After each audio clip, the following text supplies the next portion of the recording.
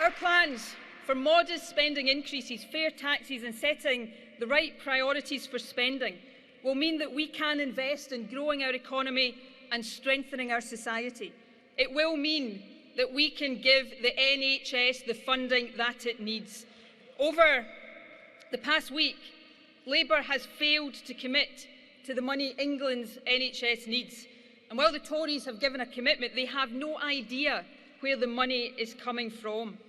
Increasing health spending while cutting overall spending by £30 billion, as the Tories plan to do, will mean even more savage cuts to social care, social security and local government, all of which pile extra pressure on the NHS.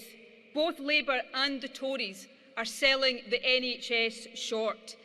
Our plans mean that we, the SNP, can make this clear commitment to the NHS across the whole of the UK. We will vote for an increase in health spending across the UK of £24 billion by 2020-2021, £9.5 billion above inflation. That will meet in full the challenge set out in the report of the NHS Chief Executive in England, the Stevens report, and it will deliver a total increase to the budget of NHS Scotland of £2 billion by 2021, and it will ensure that our NHS enters the next decade fully equipped for the challenges that it faces.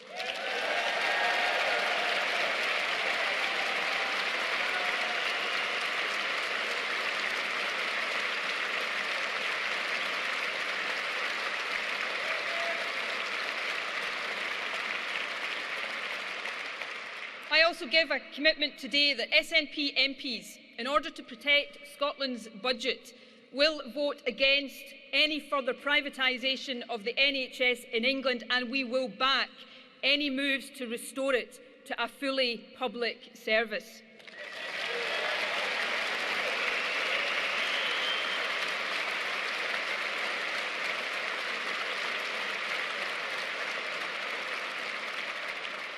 Our plans will also mean more investment in housing. There is a substantial shortfall of affordable homes for rent across the UK. The Scottish Government is on track to meet our commitment to 30,000 new affordable homes in the 5 years to 2016, but more needs to be done. We will push for a UK-wide house building target of at least 100,000 new affordable homes each year, and we will use the extra investment to expand house building here in Scotland.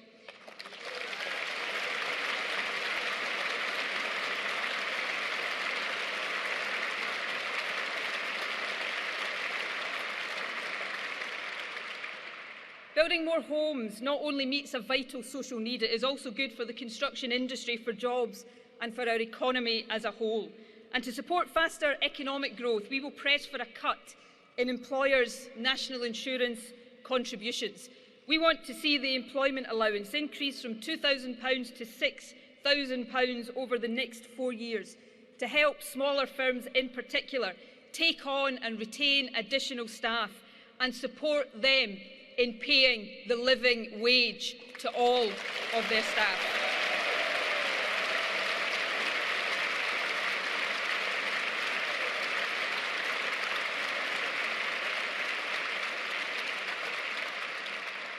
It is measures like these that will help us grow the economy and create jobs.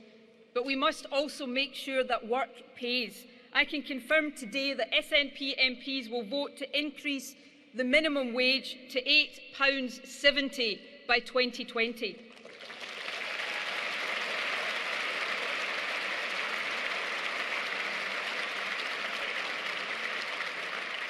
We will support tough action to crack down on zero-hours contracts, and we will press the UK Government to follow the lead of the Scottish Government and become a living wage employer.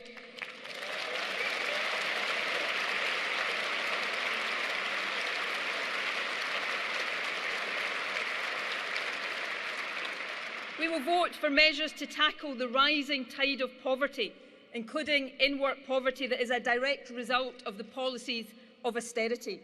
We will oppose the £3 billion cut in disability support that threatens to cut the incomes of 1 million disabled people by more than £1,000 a year.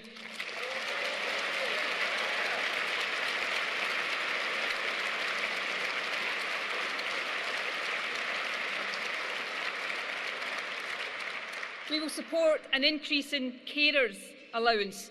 We will vote to retain the triple lock on pensions, and we will protect the winter fuel allowance. We will support increases in tax credits and child benefits, at least in line with inflation, to avoid more of our children falling into poverty. We will vote for action to reduce energy bills, and we will also vote for the immediate abolition of the bedroom tax.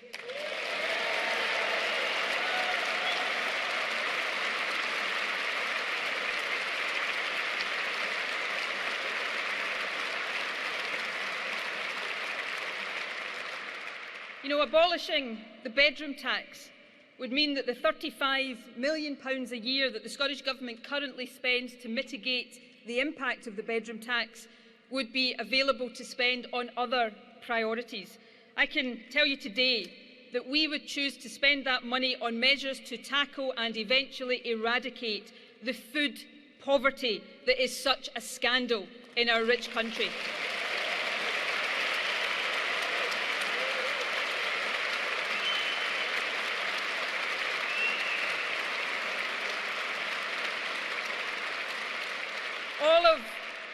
All of these policies that SNP MPs will champion at Westminster are about building a stronger economy and a fairer society. That is also what drives our support for a more empowered Scottish Parliament. The SNP will always support independence, but this election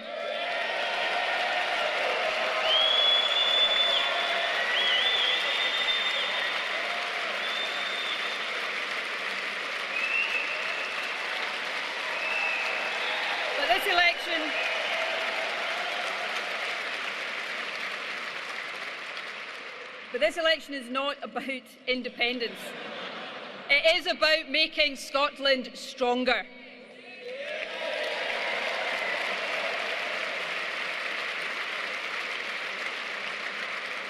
So we will use the influence of SNP votes at Westminster to ensure that promises made during the referendum are delivered. We will demand that the proposals of the Smith Commission are delivered quickly and in full. And let me say this directly to David Cameron today.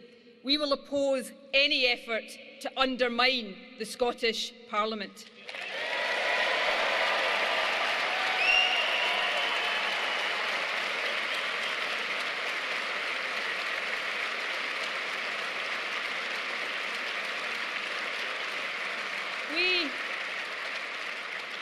We will seek agreement that the Scottish Parliament should move to full financial responsibility.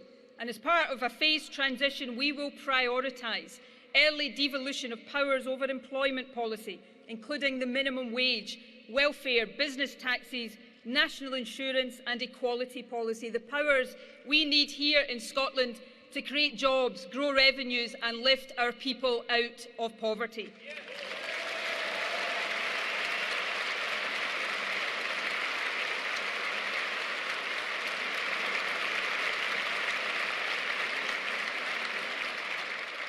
So these are the priorities that we will carry into this election and beyond. Priorities to make life better for ordinary people, not just in Scotland, but across the UK. A real alternative to austerity, a higher minimum wage, protection for our National Health Service, action to boost growth in our economy, and a determination to tackle the poverty that blights too many lives. This is a manifesto bursting with ideas and ambition. It is a manifesto first and foremost for Scotland, but it has real relevance and it can bring real benefits to the whole of the UK as well.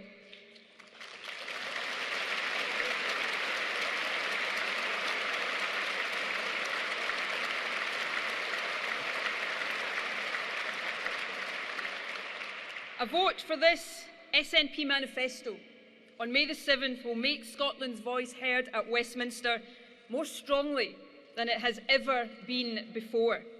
And a stronger voice for Scotland will mean a stronger voice for new, better and more progressive politics at Westminster for everyone.